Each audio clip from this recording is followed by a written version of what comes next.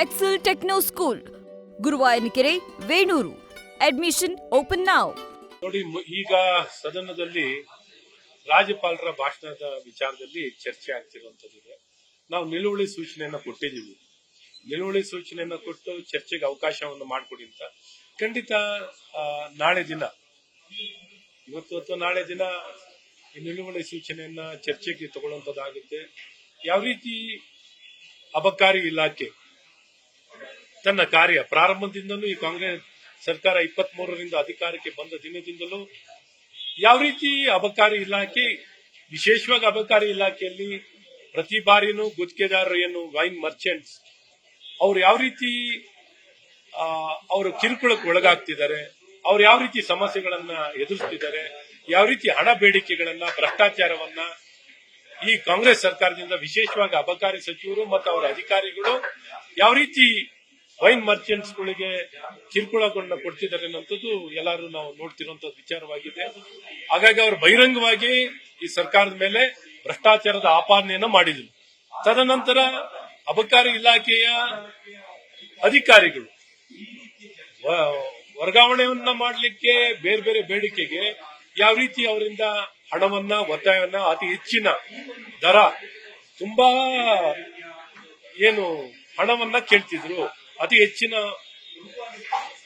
ಏನು ಹಣವನ್ನ, ಡಿಮ್ಯಾಂಡ್ ಅನ್ನ, ಬೇಡಿಕೆ ನೀಡ್ತಾ ಇದ್ರು. ಹಾಗಾಗಿ ಇವನ್ನೆಲ್ಲ ನೋಡಿದಾಗ ಅವ್ರು ಬಹಿರಂಗವಾಗಿ ಮುಖ್ಯಮಂತ್ರಿಗೆ ಪತ್ರ ಬರೀತಾರೆ. ಪತ್ರವನ್ನ ರಾಜ್ಯಪಾಲರಿಗೆ ಬಹಿರಂಗವಾಗಿ ಮತ್ತು ಮುಖ್ಯಮಂತ್ರಿ ಪತ್ರವನ್ನ ಬರೆದು ಇಲಾಖೆ ಇಲ್ಲ ಮಾತುಕತೆ ಮಾಡೋಣ, ಮುಖ್ಯಮಂತ್ರಿಗಳು ವೈನ್ ಮರ್ಚೆಂಟ್ ಜೊತೆ ಮಾತುಕತೆ, ಅಧಿಕಾರಿಗಳ ಜೊತೆ ಮಾತುಕತೆ, ಇಲ್ಲ ರೇಟ್ಗಳನ್ನ ನಿಗದಿ ಮಾಡಿಕೊಂಡು ಮಾತುಕತೆ ಮಾಡಿ ಸ್ವಲ್ಪ ಏನು ಬಗೆಹರಿಸ್ಕೊಳ್ಳೋಣ, ಇತ್ಯರ್ಥ ಮಾಡೋಣ, ಏನ್ ನೆಗೋಷಿಯೇಟ್ ಮಾಡೋಣ ಅನ್ನುವಂಥದ್ದು ಒಂದು ಸರ್ಕಾರದ ಈ ಕೀಳು ಮಟ್ಟಕ್ಕೆ ಬಂದಿರುವಂತದ್ದು.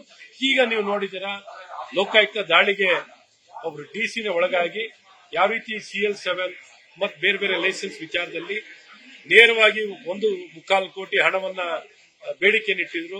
ಅಡ್ವಾನ್ಸ್ ಆಗಿ 25 ಲಕ್ಷ ತಗೊಳ್ತಾ ಏನೊಂದು ಸಾಕ್ಷಿ ಸಮೇತವಾಗಿ ಸಿಕ್ಕಾಕೊಂಡಿದ್ದಾರೆ. ಅವ್ರು ನೇರವಾಗಿ ಹೇಳಿದ್ದಾರೆ, ಇದು ಅಬಕಾರಿ ಸಚಿವರ ಪರವಾಗಿ ಹಣವನ್ನ ಪಡ್ಕೋತೀನಿ ಅಂತೆಲ್ಲ ಹೇಳಿರುವಂತದ್ದು ಎಲ್ಲ ಗೊತ್ತಿರುವಂತದ್ದು. ಹಾಗಾಗಿ ನಾವು ಇದು ಒಂದಲ್ಲ ಎರಡಲ್ಲ 16 ಬಾರಿ ಈ ರೀತಿ ಆಪಾದನೆಗಳು ಮತ್ತೆ ಇಲ್ಲಿಗಲ್ ಆಗಿ ಮಾರಾಟ ಆಗ್ತಿರುವಂತದ್ದು, ಗೋವಾ ರಾಜ್ಯದಿಂದ ಬರ್ತಿರುವಂತದ್ದು, ಒಂದು ಪ್ಯಾರಲಲ್ ಸಿಸ್ಟಮ್ಗಳು ನಡೀತಿರುವಂತದ್ದು, ಮತ್ತು ಮದ್ಯವನ್ನ ಮಾರಕ್ಕೆ ಅಂತಾನೆ ಒತ್ತಾಯ ಮಾಡಿ ಟಾರ್ಗೆಟ್ಗಳನ್ನು ಹೆಚ್ಚಿಡುತ್ತಿರುವಂತದ್ದು.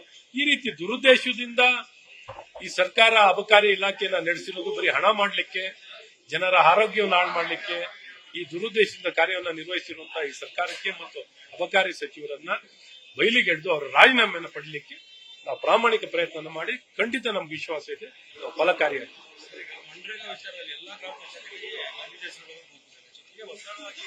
ಅಧಿಕಾರಿಗಳು ಖಾಲಿ ರಚನೆ ಹಾಕಬೇಕು ನಿರ್ಧಾರ ಮಾಡಿದ್ದಾರೆ. ಏನು ಅಧಿಕಾರಿಗಳು ಖಾಲಿ ಬಟ್ಟೆ ಕೊಡಬೇಕು.